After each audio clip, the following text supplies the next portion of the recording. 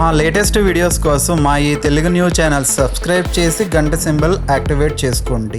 రేపు కార్తీక శుక్రవారం సాయంత్రం 5:15 నుండి 6:21 మధ్యలో తులసి మొక్క ముందు దీనిని పెట్టండి. చాలు, మీ ఇంట్లో కనకవర్షం కురుస్తుంది. లక్ష్మీ కటాక్షంతో వద్దన్న డబ్బు వస్తుంది. మీ కష్టాలు కన్నీళ్లు పోతాయి.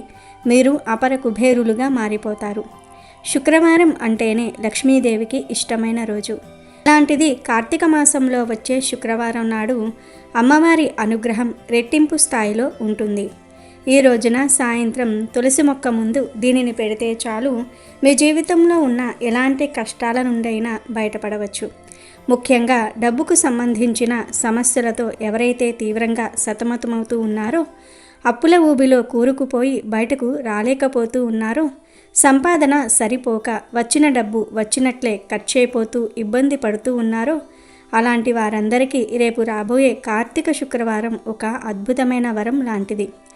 ఈరోజు సాయంత్రం ఒక నిర్దిష్ట సమయంలో, అంటే సాయంత్రం 5:15 నుండి 6:21 మధ్యలో తులసి మొక్క ముందు ఈ వస్తువును పెట్టడం ద్వారా మీ ఇంట్లోకి లక్ష్మీదేవి అడుగు పెడుతుంది. మీ గృహంలో కనకవర్షం కురవటం ఖాయం. ఆ అమ్మవారి కటాక్షంతో మీ దరిద్రం మొత్తం తొలగిపోయి కోరినంత డబ్బు మీ చేతికి అందుతుంది. మరి ఆ పరిహారం ఏమిటి, ఎలా చేయాలి, తులసి కోట ముందు ఏ వస్తువును పెట్టాలి అనే విషయాన్ని ఇప్పుడు మనం ఈ వీడియోలో వివరంగా తెలుసుకుందాం. ఈ పరిహారం చేయటం చాలా సులభం, కానీ దీని ఫలితం మాత్రం చాలా అద్భుతంగా ఉంటుంది. కనుక ఫ్రెండ్స్, ఈ వీడియోని శ్రద్ధగా చివరి వరకు చూడండి. పరిహారం గురించి తెలుసుకునే ముందు ఒక పవిత్ర కథను విందాం. ఫస్ట్ అయితే కామెంట్ బాక్స్లో ఓం శ్రీ మహాలక్ష్మీ దేవియే నమః అని కామెంట్ చేయండి. అలాగే ఈ వీడియోకి ఒక లైక్ కొట్టి మాకు సపోర్ట్ చేయండి. ఒకసారి నారద మహాముని శ్రీకృష్ణ భగవానుని వద్దకు వచ్చి, మహాత్మా, నా మదిలో 3 ప్రశ్నలు ఉన్నాయి. వాటికి మీరు సమాధానం చెప్తారని నేను చాలా దూరం నుంచి వచ్చాను. మీరు వాటికి సమాధానం చెప్తే నా మనసుకు శాంతి లభిస్తుంది అని అంటాడు. అప్పుడు శ్రీకృష్ణ భగవానుడు, నారద మహాముని, నువ్వు నిస్సందేహంగా నీ మనసులో ఉన్న ప్రశ్నలను అడుగు, నేను వాటికి ఖచ్చితంగా సమాధానం చెప్తాను అని అంటాడు. అప్పుడు నారద మహాముని ఇలా అంటాడు, మహాత్మా, సత్యం గొప్పదా, లక్ష్మీదేవి గొప్పదా? మానవుని జీవితంలోనికి ఏ కారణం చేత దరిద్రం వస్తుంది, ఏ పాపం చేయటం వల్ల లక్ష్మీదేవి ఇంట్లో నుంచి వెళ్ళిపోతుంది, అలాగే ఎలాంటి పుణ్యం చేస్తే లక్ష్మీదేవి ఇంట్లో నివాసం ఉంటుందో నాకు వివరించి చెప్పండి అంటూ అడుగుతాడు. అప్పుడు శ్రీకృష్ణ భగవానుడు, నారద మహాముని, నువ్వు మంచి ప్రశ్నలే వేశావు. అవి అందరికీ ఉపయోగపడతాయి. నీకు దీనిని వివరించేందుకు ఒక చిన్న కథను చెప్తాను. అందులో నువ్వు అడిగిన అన్ని ప్రశ్నలకు సమాధానం లభిస్తుంది అంటూ కథను చెప్పటం ప్రారంభించాడు శ్రీకృష్ణ భగవానుడు. పూర్వం ధర్మధ్వజుడు అనే ఒక మహారాజు ఉండేవాడు. ఆయన చాలా ధర్మాత్ముడు. ప్రజల కోసం ఎన్నో సేవలు చేసేవాడు. ఎన్నో దాన ధర్మాలు చేసేవాడు. అతను ఎంత ధర్మాత్ముడు అంటే, ఆ నగరంలో ఎవరైనా చిన్న చిన్న వ్యాపారం చేసుకోవడానికి వచ్చి వారి వస్తువులు ఒకవేళ సాయంత్రం వరకు అమ్ముడు కాకపోతే వాటిని మహారాజే స్వయంగా వారి వద్ద నుండి ఆ మిగిలిన వస్తువులను కొనుక్కునేవాడు. తన రాజ్యంలో నుంచి ఎవ్వరిని ఉట్టి చేతులతో పంపించేవాడు కాదు. సాయంత్రం కాగానే సైనికులు అంగడిలోనికి వెళ్ళి ఎవరి వస్తువులు మిగిలినా వాటిని తీసుకుని దానికి విలువైన ధనం వారికి ఇచ్చేవారు. ఇలా మహారాజు గొప్పతనం 4 వైపులా వ్యాపించింది. అన్ని లోకాలలో అతని గురించి గొప్పగా చెప్పుకుంటున్నారు. అలా ఆ విషయం యమధర్మరాజుకు తెలిసింది. ధర్మధ్వజుని గొప్పతనం స్వయంగా తెలుసుకోవాలని ధర్మరాజు ఒక పేద బ్రాహ్మణుని వేషం ధరించి ఒక పాత పెట్టెని తీసుకొని అందులో చెత్త పనికిరాని వస్తువులను నింపుకొని ధర్మధ్వజుని రాజ్యంలోని అంగడిలోనికి చేరుకొని వాటిని అమ్మే ప్రయత్నం చేస్తూ ఉన్నాడు. కానీ ఆ పనికిరాని వస్తువులను ఎవరు తీసుకుంటారు, ఎవరు కొనుక్కోవటం లేదు. సాయంత్రం అయిపోయింది. ఇక సైనికులు వచ్చి, ఓ బ్రాహ్మణుడా, నీ వస్తువులను ఇంకా ఎవరూ కొనుక్కోలేదా? అసలు నువ్వు ఏమి అమ్ముతున్నావు? ఏదైనా కానీ మహారాజు ఆదేశం ప్రకారం సాయంత్రం వరకు వస్తువులను అమ్మకపోతే మేమే వాటిని కొనుక్కుంటాం. ఈ పెట్టెలో ఏమున్నాయి, వాటి విలువ ఎంత అంటూ అడుగుతారు. అప్పుడు ఆ బ్రాహ్మణుడు, చూడండి, నేను ఇందులో దరిద్రాన్ని తీసుకువచ్చాను. అంటే అంతా చెత్తనే నింపుకొని వచ్చాను. దీని విలువ 1000 బంగారు నాణేలు అని అంటాడు. ఆ బ్రాహ్మణుడు చెప్పిన విచిత్రమైన మాటలు విని ఆ సైనికులు నవ్వుతూ, నీకు పిచ్చి పట్టిందా?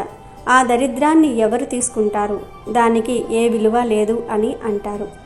అప్పుడు ఆ బ్రాహ్మణుడు, చూడండి, దీనికి ఏ విలువ లేకపోతే నేను దీనిని తిరిగి నా ఇంటికి తీసుకువెళ్తాను. అయితే మహారాజు గురించి నేను విన్న గొప్పతనం అంతా కూడా అబద్ధమే అన్నమాట. మహారాజు ఎవరిని ఉట్టి చేతులతో పంపడు అని నేను విన్నాను. ఏది మిగిలినా కొనుక్కుంటాడు అని అనుకున్నాను అని అంటాడు. బ్రాహ్మణుని మాటలు విన్న సైనికులు, నువ్వు విన్నది నిజమే. మహారాజు ఏ వ్యాపారిని ఊరికే పంపడు.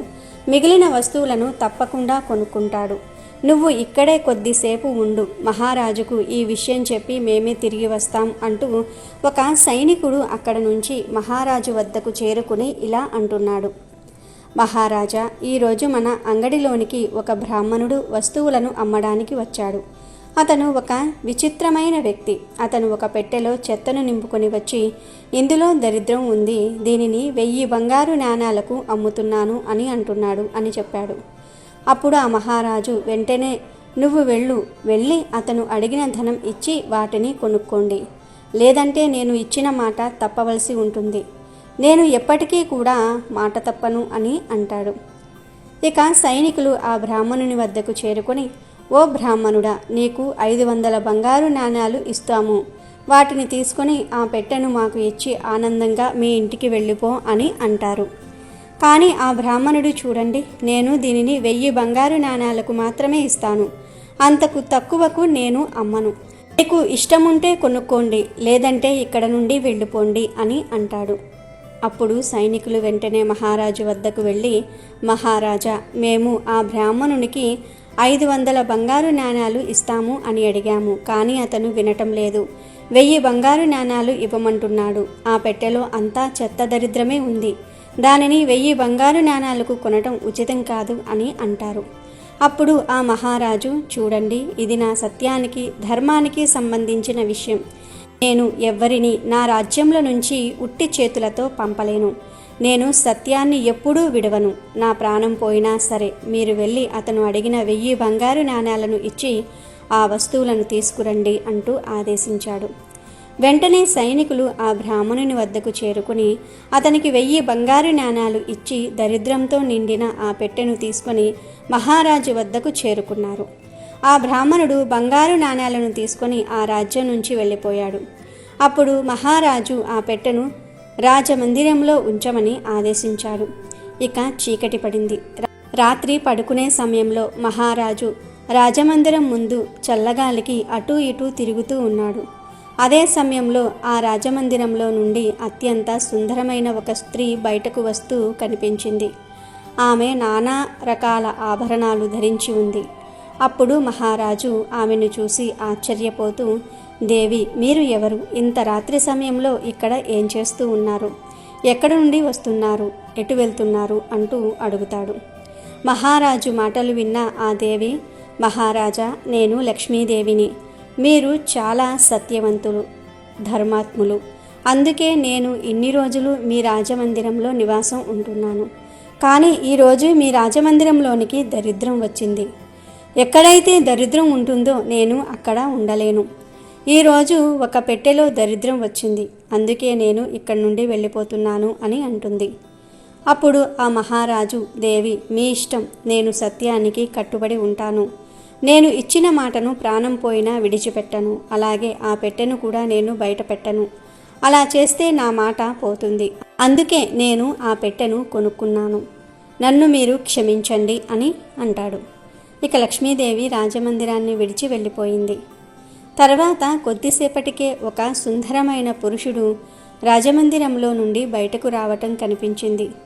అప్పుడు మహారాజు ఆయనతో, మీరు ఎవరు? ఇక్కడకు ఎలా వచ్చారు? ఎటు వెళ్తున్నారు అంటూ అడుగుతాడు. అప్పుడు ఆ వ్యక్తి, నా పేరు దానం. మీరు సత్యవంతులు, ధర్మాత్ములు, ఎప్పుడూ ధర్మాన్ని నమ్ముకున్నారు. అందుకే నేను ఇన్ని రోజులు మీ రాజమందిరంలో నివాసం ఉంటున్నాను. కానీ ఇప్పుడు లక్ష్మీదేవి ఇక్కడ నుండి వెళ్ళిపోయింది. ఇక లక్ష్మీదేవి లేనప్పుడు మీరు దానం ఎలా చేస్తారు? ఇప్పుడు మీ వద్ద ధనం లేదు, అందుకే నేను మిమ్మల్ని విడిచి వెళ్ళిపోతున్నాను అని అంటాడు. అప్పుడు మహారాజు, సరే దేవా, మీ ఇష్టం, మీరు వెళ్ళవచ్చు, నేను మాత్రం ఇచ్చిన మాటను తప్పను అని అంటాడు. ఇక దానం కూడా మహారాజును విడిచి వెళ్ళిపోయింది. ఆ కొద్దిసేపటికే మరో సుందరమైన పురుషుడు బయటకు వస్తూ కనిపించాడు. అప్పుడు మహారాజు అతనిని కూడా, మీరు ఎవరు, ఎటు వెళ్తున్నారు అంటూ అడుగుతాడు. అప్పుడు ఆ సుందర పురుషుడు, మహారాజా, నేను పుణ్యాన్ని సంపాదించే యజ్ఞాన్ని, మీరు దాన ధర్మాలు చేసేవారు, అందుకే నేను మీ రాజ్యంలో నివాసం ఉంటున్నాను. కానీ ఇప్పుడు లక్ష్మీదేవి, దానం రెండూ కూడా మిమ్మల్ని విడిచి వెళ్ళిపోయాయి, అందుకే నేను కూడా వెళ్ళిపోతున్నాను. ఎందుకంటే ఆ రెండూ లేకుండా నువ్వు యజ్ఞాలు చేయలేవు, దానాలు చేయలేవు, దానం చేయకపోతే యజ్ఞం సంపూర్ణం కాదు, అందుకే నేను కూడా మిమ్మల్ని విడిచి వెళ్ళిపోతున్నాను అని అంటాడు. అప్పుడు మహారాజు, సరే, మీ ఇష్టం, వెళ్ళిపోవచ్చు అని అంటాడు. ఇక యజ్ఞం కూడా మహారాజును విడిచి వెళ్ళిపోయింది. ఆ కొద్దిసేపటికే మరో సుందర పురుషుడు బయటకు వస్తూ కనిపిస్తాడు. అప్పుడు మహారాజు, ఎవరు మీరు, బయటకు ఎందుకు వెళ్తున్నారు అంటూ అడుగుతాడు. అప్పుడు ఆ సుందర పురుషుడు, మహారాజా, నేను యశస్సును, మీరు చేసిన పుణ్యాల కారణంగా నేను మీ వద్ద ఇన్ని రోజులు నివాసం ఉంటున్నాను. కానీ ఈరోజు మీ వద్ద నుండి లక్ష్మి, దానం, యజ్ఞం వెళ్ళిపోయాయి. అవి లేకుండా మీకు యశస్సు లభించదు, అందుకే నేను నిన్ను విడిచి వెళ్ళిపోతున్నాను అని అంటాడు. ఇక మహారాజు ఆయనకు నమస్కరించి వెళ్ళిపోవచ్చు అంటూ పంపించి వేస్తాడు. ఆ తరువాత ఒక అందమైన స్త్రీ రాజమందిరంలో నుండి బయటకు వచ్చింది. అప్పుడు మహారాజు, ఓ దేవి, నువ్వు ఎవరు, ఏ కారణం చేత బయటకు వెళ్ళిపోతూ ఉన్నావు అంటూ అడుగుతాడు. అప్పుడు ఆ స్త్రీ, మహారాజా, నేను కీర్తిని, లక్ష్మి, దానము, యజ్ఞం, యశస్సు ఇవన్నీ నిన్ను విడిచి వెళ్ళిపోయాయి, అవి లేకుండా మీకు కీర్తి లభించదు, నేను ఇక్కడ ఉండలేను, అందుకే నేను కూడా వెళ్ళిపోతున్నాను అని అంటుంది. ఇక మహారాజు ఆమెను కూడా పంపించి వేస్తారు. ఇక చివరిగా ఒక సుందర పురుషుడు రాజమందిరంలో నుండి బయటకు వస్తూ కనిపిస్తాడు. అతడిని చూసిన మహారాజు, మహాత్మా, మీరు ఎవరు, మీరు కూడా నన్ను విడిచి వెళ్ళిపోతున్నారా అంటూ దీనంగా అడుగుతాడు. అప్పుడు ఆ సుందర పురుషుడు, మహారాజా, నేను సత్యాన్ని, సత్యవంతుడని, ధర్మాత్ముడైన మహారాజని, నేను ఇన్ని రోజుల నుండి మీ వద్ద ఉంటున్నాను. కానీ ఇప్పుడు మీ వద్ద నుండి లక్ష్మీదేవి, దానము, యజ్ఞము, యశస్సు, కీర్తి అన్నీ నిన్ను విడిచి వెళ్ళిపోయాయి, అందుకే నేను కూడా వెళ్ళిపోతున్నాను అని అంటాడు.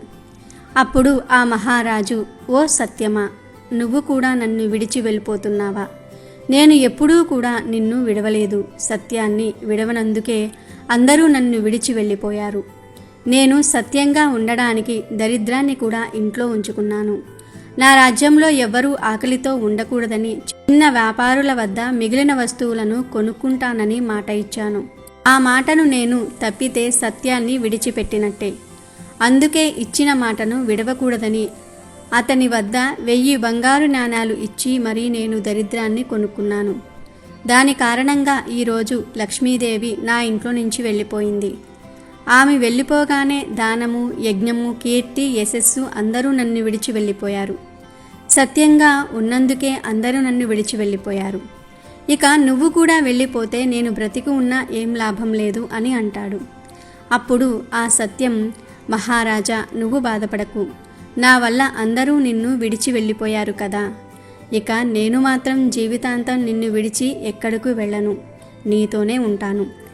మీరు నిజంగానే సత్యవాది, ధర్మాత్ములు, ఇక నేను ఇక్కడే ఉంటాను అంటూ తిరిగి రాజ్యంలోనికి వెళ్ళిపోయాడు. కొద్దిసేపటికే అందమైన స్త్రీ అక్కడకు వచ్చింది. అప్పుడు మహారాజు, దేవి, నువ్వు ఇప్పుడే వెళ్ళిపోయిన కీర్తివి కదా, ఇక్కడ ఉండను అని వెళ్ళిపోయావు, మళ్ళీ ఎందుకు తిరిగి వచ్చావు అంటూ అడుగుతాడు. అప్పుడు కీర్తి, మహారాజా, నన్ను క్షమించు, నేను లక్ష్మి, దానం, యజ్ఞం లేకుండా ఉండగలను, కానీ సత్యం లేకుండా ఉండలేను. సత్యం ఎక్కడుంటే నేను అక్కడే నివాసం ఉంటాను అని అంటుంది. మహారాజు సంతోషించి ఆమెకు స్వాగతం పలికాడు. ఆమె రాజమందిరంలోనికి వెళ్ళిపోయింది. ఆ తర్వాత కొద్దిసేపటికే యశస్సు కూడా అక్కడకు చేరుకున్నాడు.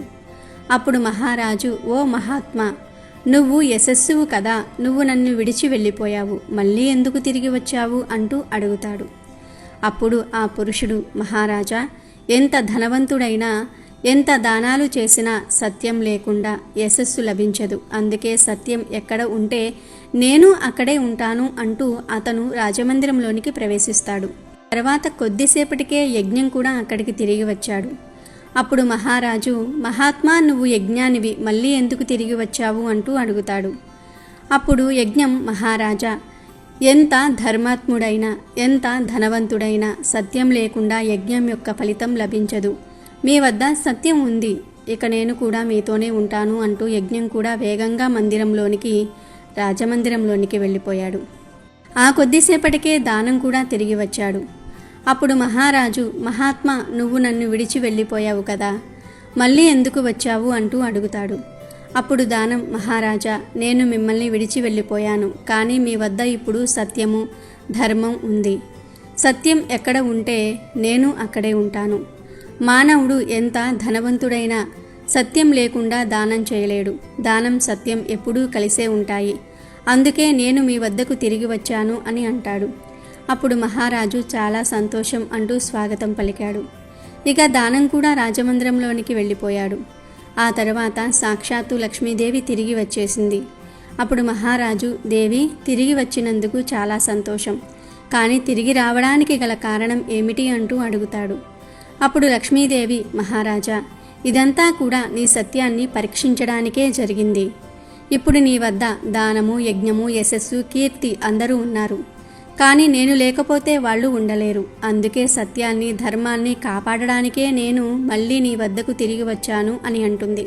అప్పుడు మహారాజు, దేవి నువ్వు తిరిగి వచ్చినందుకు చాలా సంతోషం, కానీ ఇప్పుడు నా రాజమందిరంలో దరిద్రంతో నిండిన పెట్టె ఉంది. దరిద్రం ఉన్న వద్ద నువ్వు ఉండవు కదా అంటూ అడుగుతాడు.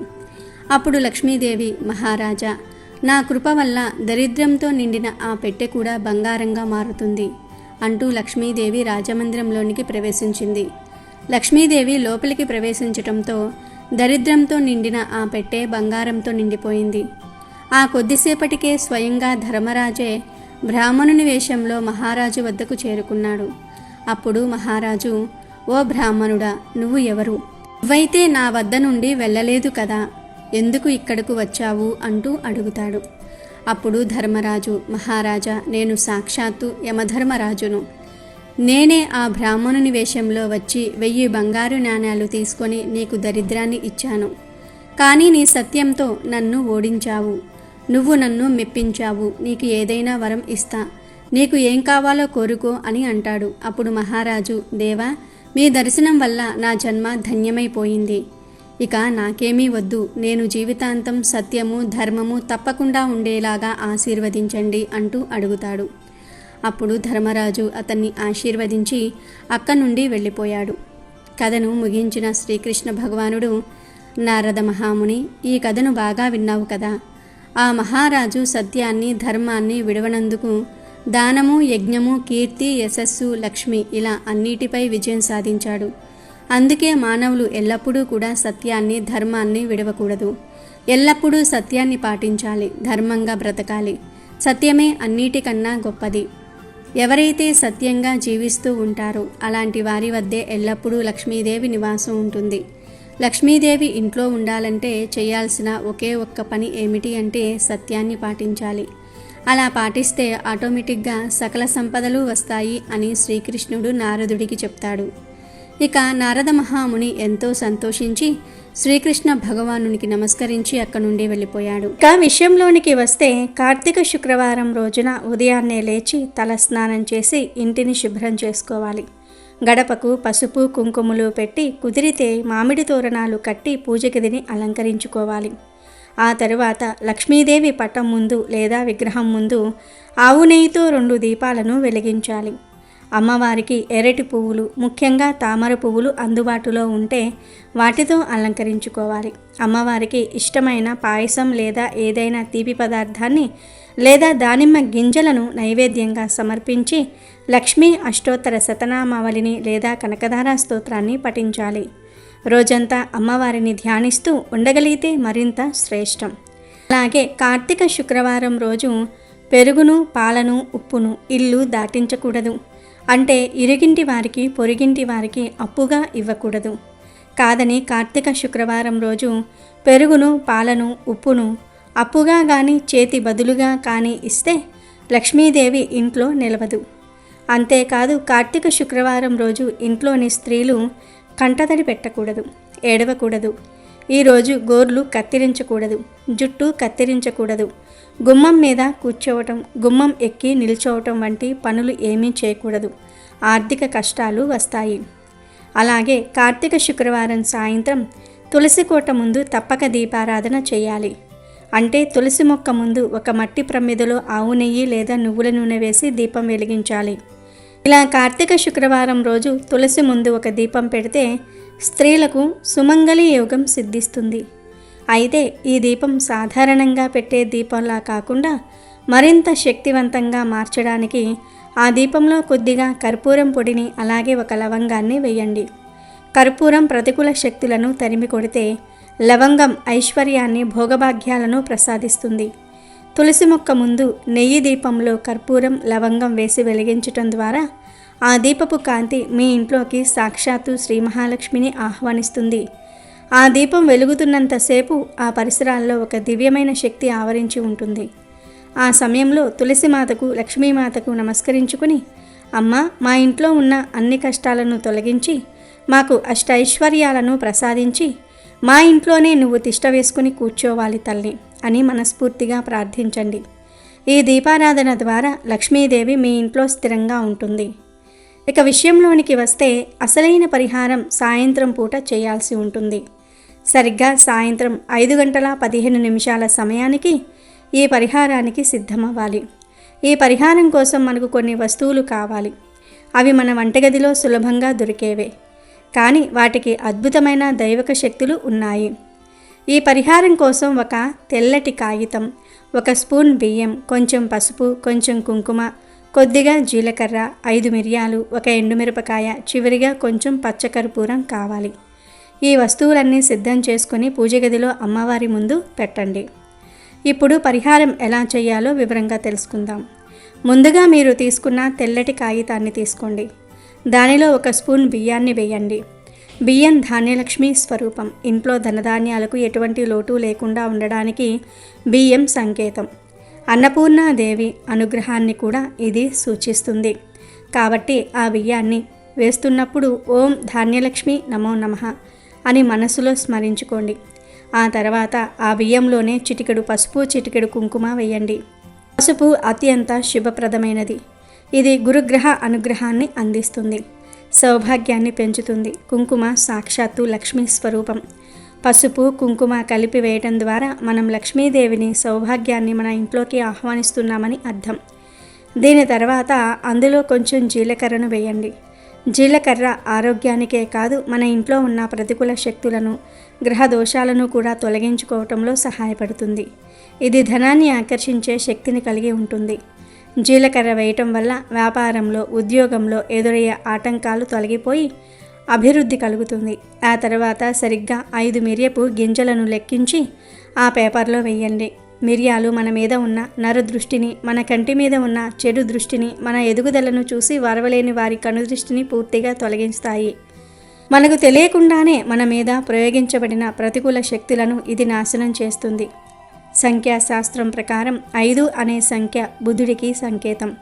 ఇది తెలివితేటలను, వ్యాపార దక్షతను సూచిస్తుంది. కాబట్టి 5 మిరియాలు వేయటం వల్ల దృష్టి దోషాలు తొలగిపోయి మన తెలివితేటలు సక్రమంగా పనిచేసి ధన సంపాదన మార్గాలు తెరుచుకుంటాయి. ఇప్పుడు ఆ మిశ్రమంలో 1 ఎండుమిరపకాయను వేయండి. ఎండుమిరపకాయకు ప్రతికూల శక్తులను తరిమి కొట్టే శక్తి చాలా ఎక్కువగా ఉంటుంది. ఇది మన ఇంట్లో పేరుకుపోయిన దారిద్ర్యాన్ని, ఆర్థిక ఇబ్బందులను, అప్పుల బాధలను అగ్నిలా దహించి వేస్తుంది. ఎవరైనా మనకు డబ్బులు ఇవ్వకుండా ఇబ్బంది పెడుతున్నా, రావాల్సిన డబ్బులు రాక నిలిచిపోయినా ఈ ఎండుమిరపకాయ ఆటంకాలను తొలగించి ధన ప్రవాహాన్ని తిరిగి ప్రారంభిస్తుంది. చివరిగా వీటన్నిటిపైన కొద్దిగా పచ్చకర్పూరాన్ని వేయండి. పచ్చకర్పూరం సాక్షాత్తు లక్ష్మీదేవికి అత్యంత ఇష్టమైన వస్తువు. దీని సువాసన ఉన్న చోట లక్ష్మీదేవి స్థిరంగా నివాసం ఉంటుందని శాస్త్రాలు చెప్తూ ఉన్నాయి. ఇది ఇంట్లోకి ధనాన్ని ఒక అయస్కాంతంలా ఆకర్షిస్తుంది.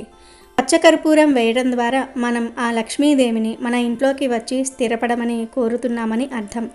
ఇప్పుడు ఈ వస్తువులన్నిటినీ ఆ కాగితంలో ఒక చిన్న మూటలాగా అంటే ఒక పొట్లంలాగా కట్టండి. దారం ఉపయోగించి గట్టిగా కట్టవచ్చు లేదా మామూలుగా కట్టేయవచ్చు. ఇప్పుడు ఈ పొట్లం మీ ఇంట్లో ఉన్న సమస్త ప్రతికూల శక్తులను, దారిద్ర్యాన్ని, కష్టాలను, నష్టాలను తనలోనికి ఆకర్షించడానికి సిద్ధంగా ఉంది. ఈ పొట్లాన్ని మీ కుడి చేతిలో పట్టుకుని మీ ఇంట్లోని అన్ని గదులలో అంటే హాలు, పడక గది, వంటగది ఇలా అన్ని మూలల్లోనికి తీసుకుని వెళ్ళి తిప్పండి. ఇలా తిప్పుతున్నప్పుడు మా ఇంట్లో ఉన్న సకల దరిద్ర దేవత, ప్రతికూల శక్తులు, నర దృష్టి, ఆర్థిక ఇబ్బందులు అన్నీ ఈ పొట్లంలోనికి ఆవాహన మగుగాక అని మనసులో బలంగా సంకల్పించుకోండి. మీ ఇంట్లో ఏ మూలన అయితే ఎక్కువ సమస్యలు ఉన్నాయని మీకు అనిపిస్తుందో, ఎక్కడైతే ఎక్కువ బరువుగా ప్రతికూలంగా అనిపిస్తుందో అక్కడ 1 నిమిషం పాటు నిలబడి ఈ పొట్లాన్ని తిప్పండి. ఇల్లంతా తిప్పిన తర్వాత ఈ పొట్లాన్ని తీసుకుని నేరుగా మీ ఇంటి ఆవరణలో ఉన్న తులసి మొక్క దగ్గరకు వెళ్ళండి. సరిగ్గా గడియారంలో సమయం చూసుకోండి. సాయంత్రం 5 గంటల 15 నిమిషాల నుండి 6 గంటల 21 నిమిషాల మధ్య కాలంలోనే ఈ పొట్లాన్ని తులసి మొక్క మొదట్లో అంటే కుండీ ముందు, తులసి మొక్క ముందు పెట్టాలి. తర్వాత ఆ పొట్లాన్ని ఎవరూ కదపకుండా జాగ్రత్త తీసుకోండి. తులసి సాక్షాత్తు విష్ణుమూర్తి ప్రియురాలు, లక్ష్మీదేవి స్వరూపం. తులసి ఉన్న చోట సకల దేవతలు కొలువై ఉంటారు. అలాంటి పవిత్రమైన తులసి మొక్క ముందు ఈ ప్రత్యేకమైన సమయంలో ఈ పొట్లాన్ని పెట్టడం ద్వారా మీ ఇంట్లో ఉన్న సమస్త నెగిటివ్ ఎనర్జీని తులసి మాత, విష్ణుమూర్తి, లక్ష్మీదేవిల అనుగ్రహంతో మనం తొలగిస్తున్నాము. ఈ పొట్లాన్ని అక్కడ పెట్టిన తర్వాత దానిని కదిలించవద్దు. రాత్రంతా దానిని అలాగే వదిలివేయాలి. ఆ రాత్రి సమయంలో ఈ పొట్లంలోని వస్తువుల శక్తి, తులసి మొక్క యొక్క దైవిక శక్తి కలిసి పనిచేసి మీ ఇంటిని పూర్తిగా శుద్ధి చేస్తాయి. మీ కష్టాలకు కారణమైన అన్ని ప్రతికూల అంశాలను ఆ పొట్లం తనలోనికి పూర్తిగా లాక్కుంటుంది. మరుసటి రోజు ఉదయం అంటే శనివారం ఉదయం సూర్యోదయానికి ముందే నిద్రలేచి స్నానం చేయకుండానే ముందుగా తులసి మొక్క దగ్గరకు వెళ్ళి ఆ పొట్లాన్ని చేతిలోనికి తీసుకోండి. దానిని తీసుకొని నేరుగా ఇంటి బయటకు తీసుకువెళ్ళి ఎక్కడైనా పారే నీటిలో అంటే కాలువలు లేదా నదిలో వేసేయండి. ఒకవేళ పారే నీరు అందుబాటులో లేకపోతే ఎవరూ తొక్కని ప్రదేశంలో ఏదైనా చెట్టు మొదట్లో మట్టి తీసి దానిని పూడ్చిపెట్టండి. పొట్లాన్ని పడేసిన తర్వాత వెనక్కి తిరిగి చూడకుండా నేరుగా ఇంటికి వచ్చి కాళ్ళు చేతులు కడుక్కొని ఆ తర్వాత స్నానం చేయాలి. అంతటితో మీ దరిద్రం, మీ కష్టాలు, మీ సమస్యలు అన్నీ ఆ పొట్లంతో పాటు మీ జీవితం నుండి శాశ్వతంగా కొట్టుకుపోయినట్లే. ఈ పరిహారం చేసిన 24 గంటల్లోనే మీరు దాని ప్రభావాన్ని చూడడం ప్రారంభిస్తారు. ఏదో ఒక రూపంలో మీకు ధనలాభం కలుగుతుంది. ఆగిపోయిన పనులు ముందుకు సాగుతాయి. రావలసిన డబ్బు చేతికి అందుతుంది. మానసిక ప్రశాంతత లభిస్తుంది. ఇంట్లో వాతావరణం ఆహ్లాదకరంగా మారుతుంది. సంపాదనకు కొత్త మార్గాలు తెరుచుకుంటాయి. వ్యాపారంలో లాభాలు వస్తాయి. ఉద్యోగంలో ప్రమోషన్లు లేదా జీతం పెరుగుదల వంటి శుభవార్తలు వింటారు. ఈ పరిహారం అంత శక్తివంతమైనది కనుక ప్రతి ఒక్కరూ కార్తీక శుక్రవారం రోజు తులసికోట దగ్గర సాయంత్రం సమయంలో ఈ పరిహారం చేసి లక్ష్మీదేవి అనుగ్రహంతో కష్టాలను తొలగించుకొని ధన లాభాన్ని పొంది ఆనందంగా జీవించండి. అమెజాన్లో బెస్ట్ డిస్కౌంట్స్ కోసం వీడియో డిస్క్రిప్షన్లో లింకు ఉంది, చూడండి. అలాగే మా టెలిగ్రామ్ ఛానల్ సబ్స్క్రైబ్ చేసుకోండి.